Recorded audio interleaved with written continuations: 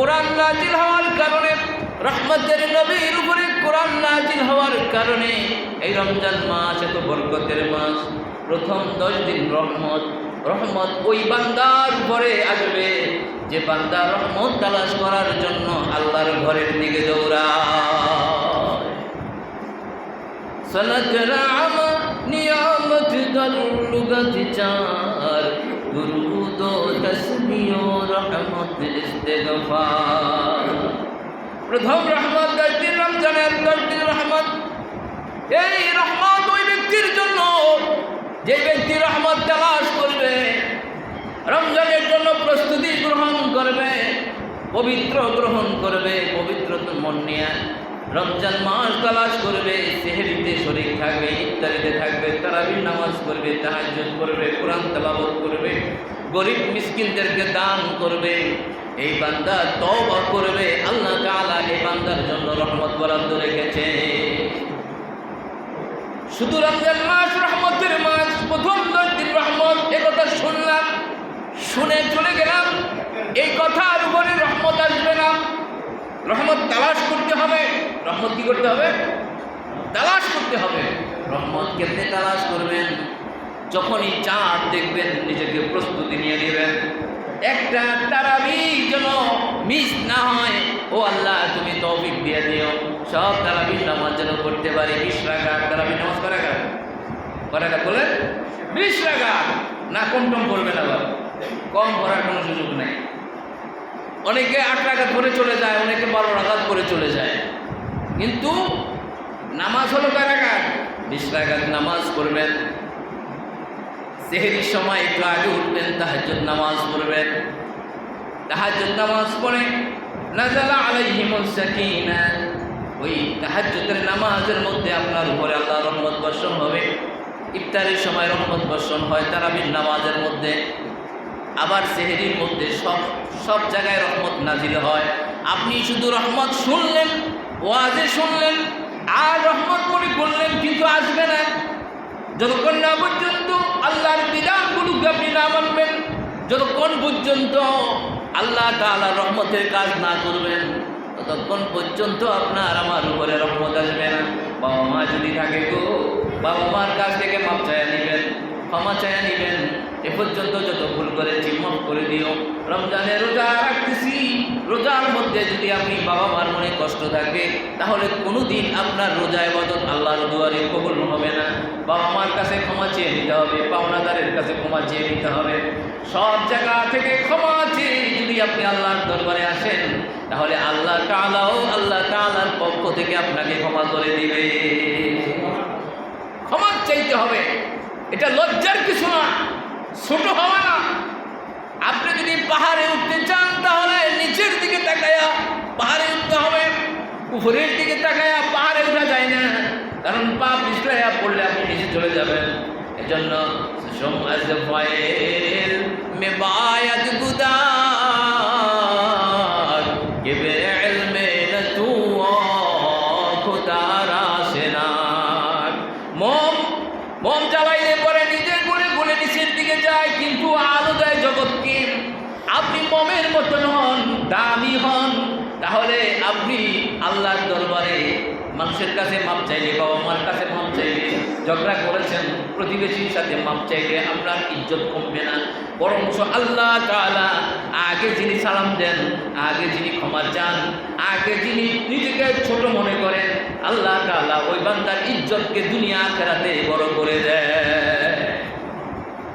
আমরা তো ইজ্জতের দিকে চায়া মাপ চাই না, সরি বলি না, নিজের ইজ্জত কমে যাবে। নিজে উপরে থাকার জন্য যত চাপা আছে সব মানি, এটা শয়তানের খাসলত। কিন্তু একজন মুমিনের খাসলত হলো, আমার সাথে কারোর সাথে ধাক্কা লাগছে, কথা দ্বারা যদি কষ্ট লাগে, তাহলে বলা দরকার, ভাই আমার ব্যবহারে যদি তুমি কোনো কষ্ট পাইয়া থাকো, আমার মাফ করে দাও। এই কথা বলার সঙ্গে সঙ্গে আপনাকে আল্লাহ মেহেরবান জরুরি ভিত্তিতে মাফ করে দিবে। আর এই ব্যক্তি মাফ চাওয়ার পরেও যদি বলে না না তোমার মাফ করবো না, তাহলে ওই ব্যক্তি আল্লাহর কাছে ঠেকা থাকবে।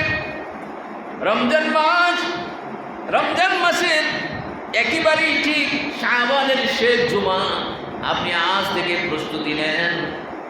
আল্লাহ রহমত 10 দিন মা আপনার উপরে আসবে, রহমতের কাজ করতে হবে, তাহলে রহমত আসবে। আর যে ব্যক্তি পরিপূর্ণ রহমত 10 দিনের ভাগীদার হয়ে যাবে, ওই ব্যক্তি মাগফিরাত পরের 10 দিন মাগফিরাতের অন্তর্ভুক্ত হয়ে যাবে। প্রথম 10 দিন আপনি কাজ করেছেন, ডিউটি করেছেন, পরিপূর্ণ ডিউটি। এই পরিপূর্ণ ডিউটি করার কারণে আপনার নামটা, আপনার র্যাঙ্ক বেড়ে গেল।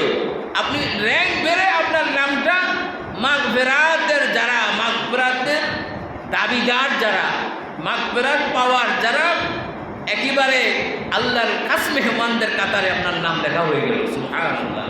আর যখন মাগফিরাতের কাতারে আপনার নাম উঠে গেছে, তাহলে শেষের 10 দিনের মধ্যে যে কোনো একদিন আল্লাহ তাআলা আপনাকে জাহান্নাম থেকে নাজাতের নাম, জাহান্নাম থেকে কেটে জান্নাতের নিশানায় লিখে দিবে। তাহলে আপনাকে প্রথম থেকে ডিউটি ঠিক মতো করতে হবে। প্রথম থেকে যখন ডিউটি হবে, আরে শুধু শুনলাম রমজান মাস রহমতের মাস, মুখে বললাম কিন্তু বেচা কেনার মধ্যে রহমতের চিন্তা করলাম না, কামাই রোজগারের মধ্যে রহমতের চিন্তা করলাম না। রহমতের নবীর পায়া খুশি, কিন্তু নবীর কাজ করতে রাজি না। রহমতের রমজান পায়া খুশি, কিন্তু রমজানের কাজ করতে রাজি না। আমরা শুই না খুশি, আমরা কি শুই না খুশি, আমরা কাজে কাজ কইরা খুশি, আল্লাহরে করতাম চাই না, আমরা শুই না খুশি। রহমতের নবী, কত বড় পাওয়ার, কত বড় ক্ষমতা নবী। নবীজির ইন্তেকালের পরে আম্মা জান আয়েশা সিদ্দিকা রাদিয়াল্লাহু তাআলা আনহা বেশি একটা বাহিরে বের হয় না, দরজা বন্ধ করে নিজের আপন ঘরের মধ্যেই তো নবীজির রওজা হয়েছে।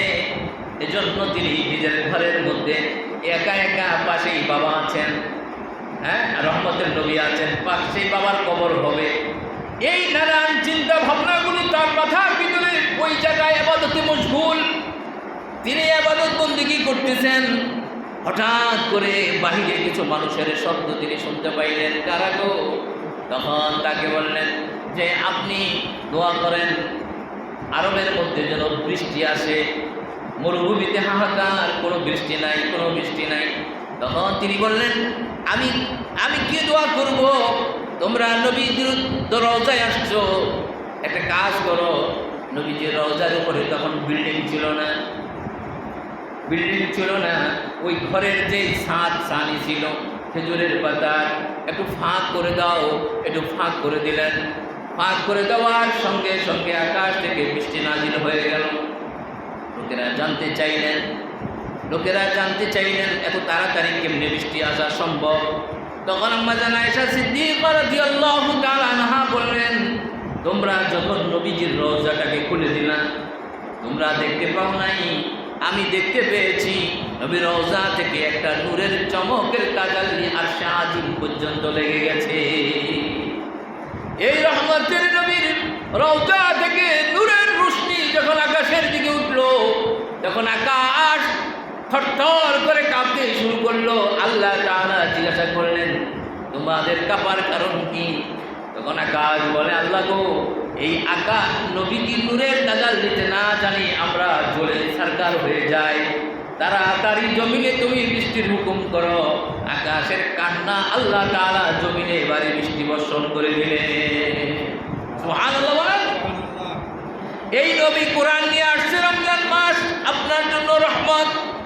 শাহরু রমাদানাল্লাযী উনজিলা ফীহিল কুরআন হুদাল লিন-নাস, মানুষের জন্য হেদায়েত। আপনি মানুষ হতে হবে। কোরআন রহমতের, রমজান মাস রহমতের মাস, এই মাসে কোরআন নাজিল হয়েছে। কার জন্য রহমত? হুদাল লিন-নাস, মানুষের জন্য রহমত। এখন বলুন, আপনার আমার এই বডির ভিতরে মনুষ্যত্ব বোধ আছে কিনা? মানুষ হইতে পারছি কিনা? আমরা যদি মানুষ হতে পারি, তাহলে রমজান মাসের রহমত আল্লাহ আমাদের কপালে রাখবে। আর যদি মানুষের খাসলত যদি আমাদের ভিতরে না থাকে, পশু জানোয়ারের খাসলত যদি থাকে, রহমত আমার মাথার উপর দিয়া চলে যাবে, আমার বরাদ্দ হবে না। মানুষ হইতে হইব তো। এটা তো আল্লাহ নিজে বলছে রমজান মাস রহমতের মাস। কেন? কোরআন নাজিল হয়েছে। কোরআন মানুষকে রহমত দিবে, কোরআন মানুষকে শান্তি দিবে, কোরআন মানুষকে নাজাত দিবে। তো কোরআন কাদেরকে নাজাত দিবে? যারা মানুষ তাদেরকে দিবে। ছিনতাইকারীকে দিবে, বেরোজগারিকে দিবে, রোজা না রাখা যারা খায়া ব্যবহার মার্কেটে ঘুরে তাগরে দিবে। হ্যাঁ, রমজান মাসের ভিতরে 2 নম্বরই কাজ করবে, ব্যবসার মধ্যে ধোঁকাবাজি করবে, রমজানের মালের দাম বেশি হবে এজন্য বরাদ্দ করে রাখছে, আবার টুনি মাথার দিচ্ছে, আবার কামি রোজা রাখছে। আচ্ছা, এই অমানুষের উপরে কি আল্লাহর রহমত না গজব? আপনাদের কি মনে হয়? জোরে বলেন, কি মনে হয়? গজব। এবার বলেন হুদাল লিন্নাস, যারা মানুষ কারা?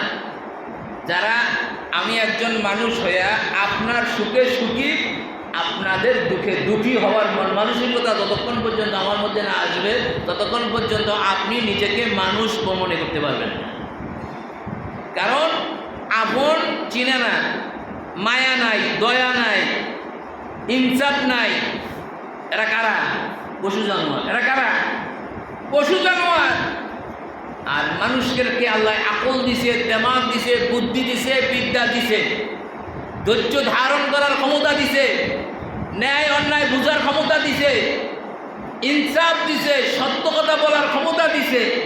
এই কাজগুলো তো মানুষের কাছ থেকে বের হয়ে আসবে। আর আমরা মানুষ হুদাল লিন্নাস ওয়া বাইয়িনাতিন মিনাল হুদা ওয়াল ফুরকান। আপনি যদি মানুষ হন তাহলে রহমত আপনার জন্য বরাদ্দ আছে। কোরআন নাজিল হয়েছে, কোরআন পড়তে জানি না, তাহলে কি করব? আরে ওই ব্যক্তি কোরআন না পড়ে কোরআনের মহব্বতে আল্লাহর জান্নাত পেয়ে গেছে। ইয়া বাশারু রাফা'তা ইসমি ফারাফা'নাকা আত-তাইয়িবতা ইসমি ফাতিবনাকা। আরবের একজন মানুষ মদ পান করতেন, প্রতিদিন টাইম মতন ক্লাবে যাইতেন, ক্লাবে মদ পান করতেন, মাতাল হইয়া থাকতেন। একদিন মদের আড্ডাখানায় যাবার পথে এটাকে কোরআনের একটা পাতা পড়ে আছে।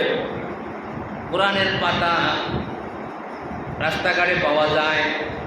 ওরা এখন পর্যন্ত জানে না, বুঝে না। পোস্টারের মধ্যে আরবি নাম লেখে, বিসমিল্লাহির রহমানির রহিম লেখে। অনেক মাদ্রাসার বই পুস্তকগুলো হকার কিনে জালমুড়িওয়ালার কাছে বিক্রি করে।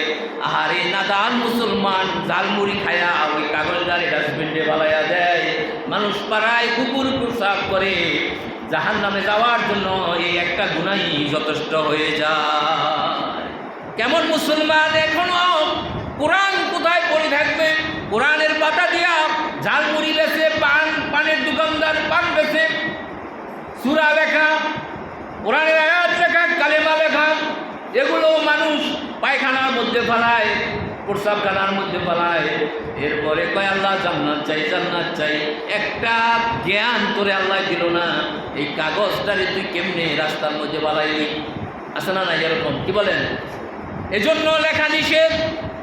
কোনো পোস্টারের মধ্যে, কোনো পত্রপত্রিকার মধ্যে আরবি কালাম যারা লিখবে, এরা যদি সংরক্ষণ করার যদি কথাটা না লিখে দেয়, আবার মাদ্রাসা স্কুলের ধর্মীয় বইগুলা হকারদের কাছে মা বোনেরা বিক্রি করে দেয়। কয় টাকা ভাই? 8 টাকা, 10 টাকা, 12 টাকা ভাই। কিন্তু জাহান্নামে সারা জীবন চলবে এমন গুনাহ করে। এই বই বিক্রি করলে যারা কিনে তারাও মুসলমান না, যারা বেচে তারাও মুসলমান। আফসোস আফসোস, হাতে ধরি পায়ে ধরি এই বইগুলা বিক্রি করবেন না। আরবি কোনো নাম লিখবেন না। ভিজিটিং কার্ডের মধ্যে বিসমিল্লাহ লিখবেন না। আরে বিসমিল্লাহ আপনি অন্তরে বলেন, আল্লাহ দেখতেছে, শুনতেছে। কার্ডের মধ্যে লিখে কোনো লাভ নাই, এটা ফেলে দিবে। পোস্টারের মধ্যে, নির্বাচনীয় পোস্টারের মধ্যে আরবি লেখে, বিসমিল্লাহ লেখে। আবার অনেক দরবারের পীর মুর্শিদরাও দেখছি পোস্টারের ভিতরে দোয়া লেখে, আরবি কালাম লেখে। আমি অনুরোধ করে বলি, বহু রাস্তাঘাটে পাওয়া যায়, ডাস্টবিনের ভিতরে পাওয়া যায়। মুসলমান আবার পেশাব করে ওই জায়গায়। আফসোস আফসোস, আল্লাহর গজব, জাহান্নামের জন্য একটা অপরাধী যথেষ্ট। দেখেন, হেফাজত করার কারণে আল্লাহ তাআলা বান্দারে যদি জান্নাত দিতে পারে, আবার এটাকে পাড়ার নিচে, জুতার নিচে রাখার কারণে ও জাহান্নাম দিতে পারে। এই কালেমার জন্য, কোরআনের জন্য এত লক্ষ সাহাবীরা জীবন দিছে, আর আপনি সেই কোরআনের পাতাটাকে ছিঁড়া রাস্তার পাশে পান খায়া মুসা বালাইয়া দিলেন, জালমুড়ি বিক্রি করলেন, আবার এটাকে আপনি নর্দমার মধ্যে বালাইয়া দিলেন। তাহলে ওই শহীদদের রক্তের সাথে, ওই কোরআনের সাথে আপনি অবশ্যই গাদ্দারি করেছেন, বেঈমানি করেছেন। কথা ঠিক কিনা? তো এখন ওরা জান্নাতে যাবে, আপনার আমার কি অবস্থা হবে বলেন? অপরাধ তো অনেক অপরাধ আছে মাফের যোগ্য, আবার কিছু অপরাধ আছে তো মাফের যোগ্য না। রাখেন বাশার হাফিজ মদের আড্ডাখানায় যাওয়ার সময় কোরআনের একটা পাতা পড়ছেন, সামনে নজরে মাতাল হলেও, মদপানকারী হলেও কোরআনের প্রতি একটু ইজ্জত আসছে, তিনি সঙ্গে সঙ্গে চুমা দিলেন, পাতাটা উঠাইয়া বুকের সাথে লাগাইলেন, মাথার সাথে লাগাইলেন। তিনি মনে মনে ভাবলেন, এত অপরাধ করি, এত অন্যায় করি, হারে এই কোরআনের পাতাটা পায়ের নিচে রাইখা সামনে আগাইতে পারি না, কত মানুষের গাড়ির চাকার নিচে পড়লো, কত প্রাণীর পাড়া পড়লো, এটা আমি সহ্য করতে পারলাম না। তখন তিনি কোরআনের পাতাটাকে চুমু খাইলেন, বুকের সাথে লাগাইলেন, লাগাইয়া আবার বাড়িতে ফিরে গেলেন। ফিরে গিয়া এই কোরআনের পাতাটাকে তার বাড়িতে একটা জায়গায়, ভালো জায়গায় সংরক্ষণ করলেন, একটা ভালো জায়গায় সংরক্ষণ করে এরপরে আবার তিনি মদের আড্ডাখানায় গেলেন। সারা জীবন কোনো ভালো কাজ করেন নাই, একটা ভালো কাজ করেছেন, যেটা আল্লাহ খুশি হয়ে গেছেন। মদের আড্ডাখানায় যাওয়ার পরে জুনায়েদ বাগদাদিকে আল্লাহ তাআলা ইলহাম করে জানাইলেন, ও জুনায়েদ, মদের আড্ডাখানায় এই বাগদাদের ভিতরে, শহরের ভিতরে মদের আড্ডাখানায় বাশার হাফি নামক একজন লোক আছে। হাফি তার এলাকার নাম, বাশার তার নাম।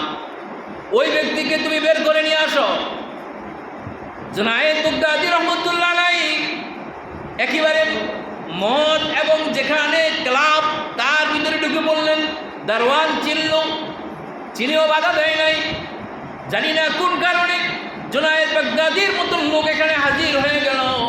তারপরেও দারওয়ান জিজ্ঞাসা করেন, হুজুর জনাব, আপনি কেন আসছেন এখানে বলুন।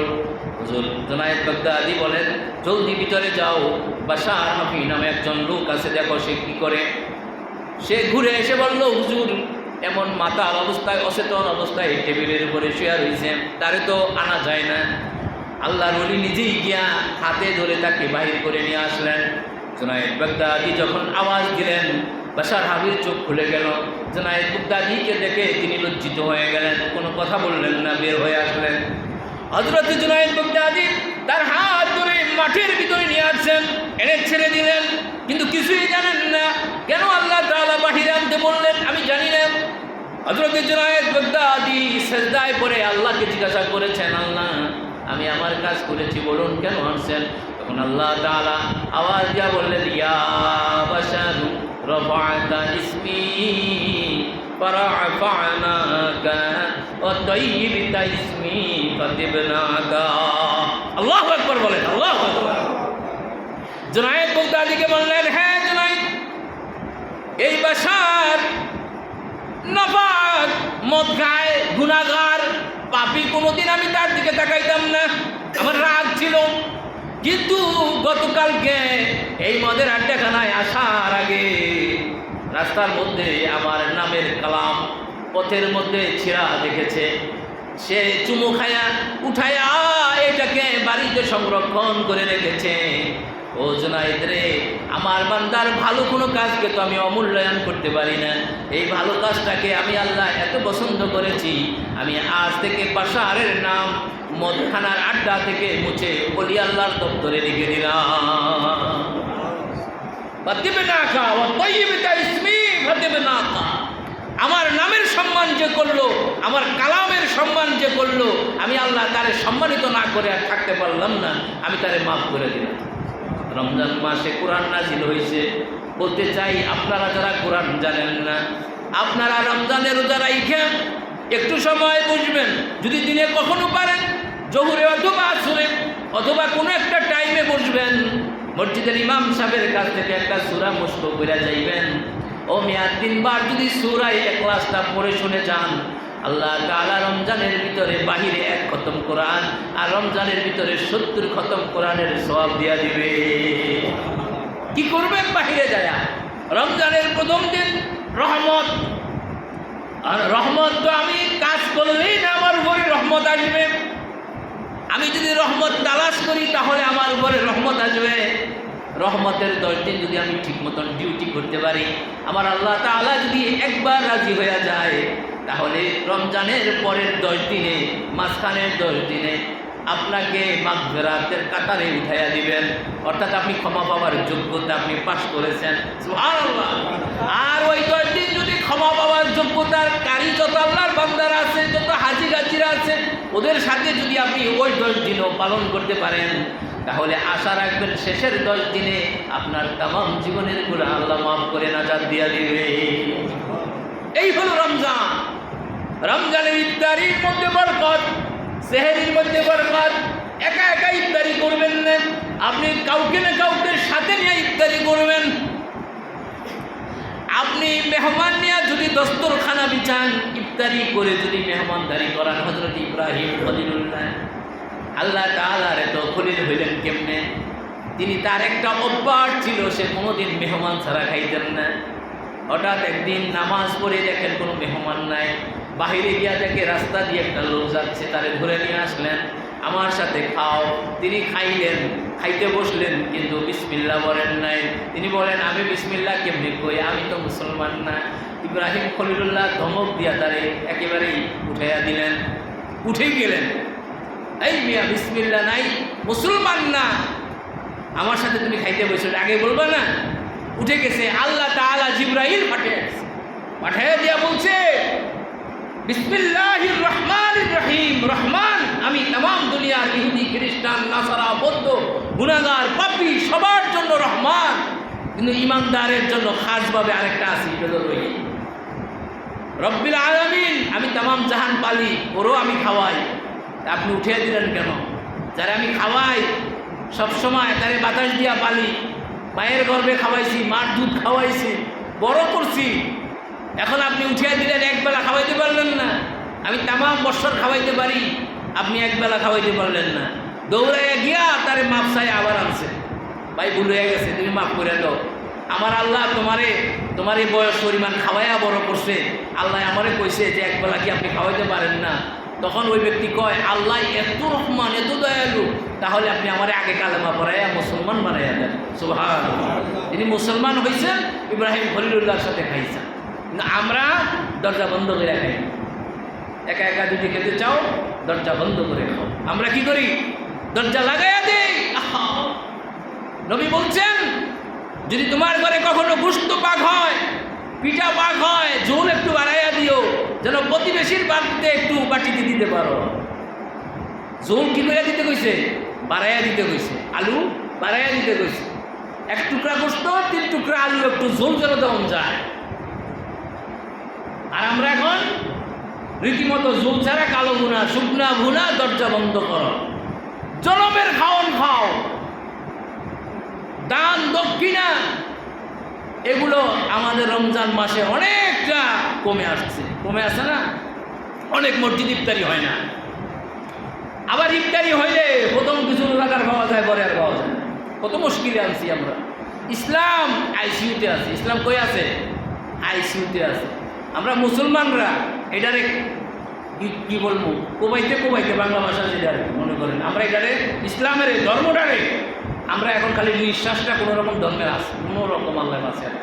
ইমাম মেহেদি আইলে তখন আল্লাহ তাআলা পরিপূর্ণ বাঁচে। এখন ইসলাম কোথায় আছে? আইসিইউতে আছে। আরও কি আছে? আইসিইউর পরে আরও কি থাকে? ওগুলোতে আছে, লাইফ সাপোর্টে আছে। আল্লাহ তাআলা আমাদেরকে, কারণ আমাদের অনেক বুঝ, অনেক জ্ঞান, এমন জ্ঞান আমরা রাখি যে ইসলাম পর্যন্ত আমাদের কাছ থেকে সরে যায়, এড়িয়ে যায়। যে এত জ্ঞানী, শোনেন, সবচেয়ে বড় জ্ঞানী ছিল কে বলতে পারেন? বলেন তো আপনারা, কে জ্ঞানী ছিল বলেন, বলতে পারবেন? আবুল হেকাম কার নাম ছিল বলেন? আবু জাহেল। সুবহানাল্লাহ, আমার ভাই বলতে পারছে। তাহলে তার নামে জ্ঞানী উপাধি ছিল, কিন্তু এত বেশি জ্ঞান ছিল যে জ্ঞানের ভয়ে ইসলাম তার কাছ থেকে দূরে দিয়া ঘুরে গেছে গা, যার জন্য কি হয়েছে? আবু জেহেলে পরিণত হয়েছে। এজন্য বেশি বোঝা ভালো না। কম বুঝে, অল্প বুঝে নসিহত বেশি করার প্রয়োজন নাই। অল্প নসিহতের ভিতরে আখলিস দীনাকা ইয়াকফিকাল আমালুল কলিল আও কামা ক্বালা রাসূলুল্লাহ সাল্লাল্লাহু আলাইহি ওয়াসাল্লাম। ভাইরা আমার, এই রমজান মাসে কিছু যদি নাও করণ যায়, যুবক আমরা যারা আছি রোজাটা রাখবো ইনশাআল্লাহ, ওয়াদা করেন, বলেন রাখবো ইনশাআল্লাহ। আল্লাহ তুমি কবুল করো, বলুন আমিন। রোজা রাখলে আখিরাতেরও লাভ, দুনিয়ারও লাভ। আপনার সারা বছর ভালো মন্দ শরীরের মনে করেন ইচ্ছা অনিচ্ছা অনেক কিছু আমরা খাইছি না, এগুলো আমাদের এই পেটে চর্বিতে রক্তে আছে। এমন হয়তো কিছু আছে যেটা আমার শরীরে নিবে না, তারপরেও আছে না। যদি রোজা থাকেন ওটা ধ্বংস হয়ে যাবে। হ্যাঁ, আবার নতুন করে শরীর আপনার তরতাজা হবে। রমজানের পর থেকে আপনার লিভার মানে আপনার আপনার সব কিছু নতুন করে আবার প্রাণ পাবে। এজন্য রমজানের রোজা দেখেন, রমজানের রোজা রাখে না কিন্তু সারা বছর একটা করে রুটি খায়, রাত্রে অল্প খায়, সকালে কম খায়, দুপুরে এক ফুট খায়, আছে না নাই? আপনি রাখেন, রোজা রাখেন, রমজান মাসের বাহিরেও রোজা রাখেন, তাহলে দেখবেন আল্লাহ তাআলার যেমন সওয়াব হবে তেমন শরীরটাও ভালো থাকবে। অনেক বুড়া মুরব্বীরা আছে, চলতে পারে না, তারপরে রোজা ছাড়ে না, আছে না নাই? কিন্তু যুবক যারা, তারা রোজা রাখেন। এজন্য রমজান মাসের মধ্যে শাবানের শেষ জুমায় নবীজি যখন ভাষণ দিচ্ছিলেন, অমনি মসজিদের মধ্যে জিবরাইল হাজির হয়ে গেলেন। জিবরাইলকে কেউ দেখে না, নবীজি দেখলেন, নবীজির পাশে এসে জায়নামাজের সামনে দাঁড়িয়ে গেলেন। নবী জিবরাইলের দিকে তাকালেন, তাকায়া নবীকে আল্লাহ তাআলার পক্ষ থেকে ওয়াজ শোনালেন। নবী প্রথম সিঁড়িতে উঠে বললেন আমিন, দ্বিতীয় সিঁড়িতে উঠে বললেন আমিন, তৃতীয় সিঁড়িতেও উঠে বললেন আমিন। আমিন মানে কি? আল্লাহ কবুল করো। আমিন মানে কি? আল্লাহুম্মা আমিন মানে কি? হে আল্লাহ তুমি কবুল করো। তো নবীজি যেটাকে বলবেন আল্লাহ কবুল করো, আল্লাহ কি সেটা কবুল করবে না? আচ্ছা, কেন নবীজি আমিন বললেন? এই ওয়াজ আপনারা অনেকেই শুনেছি। নবী জিবরাইল বললেন, ইয়া রাসূলুল্লাহ, আল্লাহ তাআলা এই মুহূর্তে জানিয়ে দিলেন যে ব্যক্তি রমজান মাস পায়া রমজানের হক আদায় করলো না, ওই ব্যক্তির উপরে আল্লাহ লানত। রমজান মাস পায়া রমজানের হক আদায় করে নাই। রমজানের কি হক? প্রথম নম্বরের হক হলো নিজেকে রোজাদার বানানো, নিজেকে রোজাদার বানানো, নিজেকে আত্মশুদ্ধি। রমজানের মাস হলো আত্মশুদ্ধি করা, নফসকে বন্দি করা। রমজান মাসের মধ্যে শয়তানকে আল্লাহ বন্দি করে, এরপরেও মানুষ শয়তানি করে। মকুন নফসে আমারা রেরা ভৈরবী কেনাগাগের ভেতার দুজগ ছবি। ভিতরের নফসটাকে বন্দি করা, বাহিরের শয়তানকে আল্লাহ বন্দি করছে, ভিতরের শয়তানকে আপনি নিজে বন্দি করবেন। এটা আপনার দায়িত্ব। আপনি যেমন খাইতে পারেন, যেমন ঘুমাইতে পারেন, আপনার এখতিয়ার। ভিতরের নফসকেও বন্দি করা আপনার এখতিয়ার।